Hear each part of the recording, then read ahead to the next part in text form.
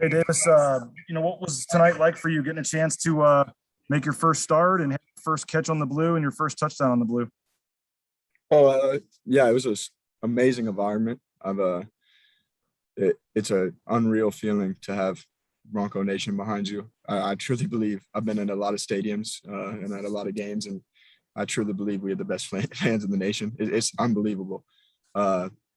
So blown away by that, and then I'm just having a lot of fun. I mean, this has been my dream since I was a little kid, and I try to remember that while I'm out there playing.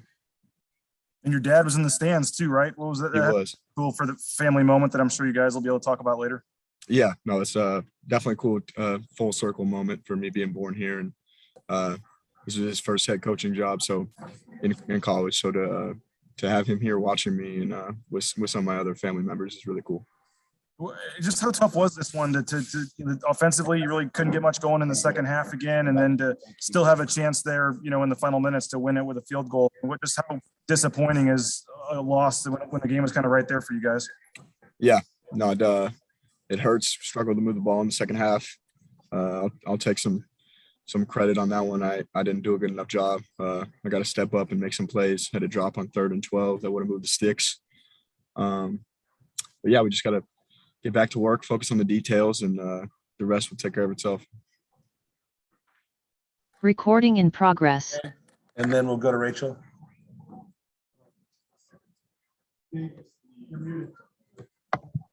Davis, the first quarter and a half on offense was so smooth. It seemed like you guys were in such a rhythm. And the last 2.5 quarters, it just disappeared. How does it go from so good to a struggle in a hurry? I think there's probably a lot of answers to that question, and I don't get paid enough to answer those questions. I'm kidding, but it's hard to know those answers without watching the tape. But like I just said, it really comes down to our detail in the week, and I'm a really big believer that if you do the work the right way, it all takes care of itself when the lights are shining bright. Yeah.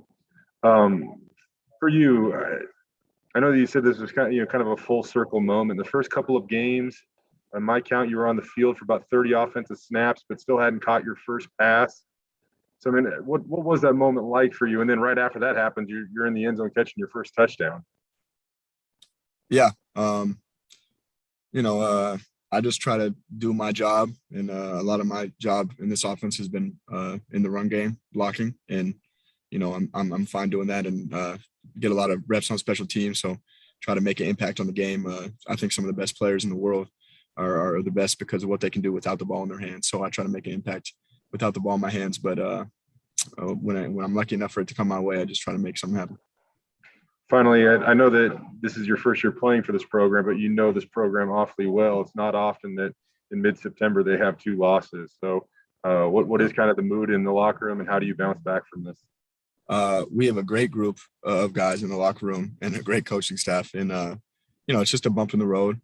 We're going to get it all figured out. And I'm excited for what's to come. But it starts with every day, how you show up every day. When you start looking out in the future of what's coming, that's when, just worry about each day, each rep, how you're getting better in the weight room, going to class, doing the right things, and everything else to take care of itself.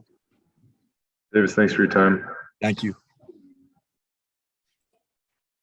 Hey, Davis. I'm Rachel with Idaho Statesman. I know that your dad was the coach here in starting in 98 to 2000. So were you alive yet? And do you have any recollections of, just your dad's short time here on the Blue, and what do you remember about it?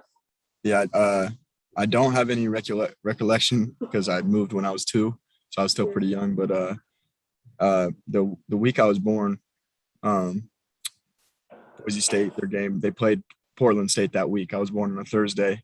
They played Portland State that Saturday, and then I spent my time, my undergrad at Portland State. And in 2019, almost on my birthday, we came back and played Boise State. So that was a pretty incredible full circle moment. And then to now be playing on the Blue and a part of it is a dream come true. That's all I had for you. Thank you. Thank you. Will, if you've got anything. Davis, I know you play on offense, but I wanted to get your perspective. What do you think of JL Skinner's performance tonight? And what kind of leadership does he give you guys? Man, JL is one of those guys you don't see at the FCS level, and that's for a reason, because he is an incredible football player. I think the play that's not going to get brought up enough is him running when that guy on the reverse came all the way back and he ran him down. To be his size, to be able to run, how physical he is, and on top of that, the person he is. It's just the type of guy you want to be around. Super impressive, great guy, good leader. Awesome. Thanks, Davis. Thank you. Davis, appreciate your time, man. Thank you. Thanks, guys. Have a good night.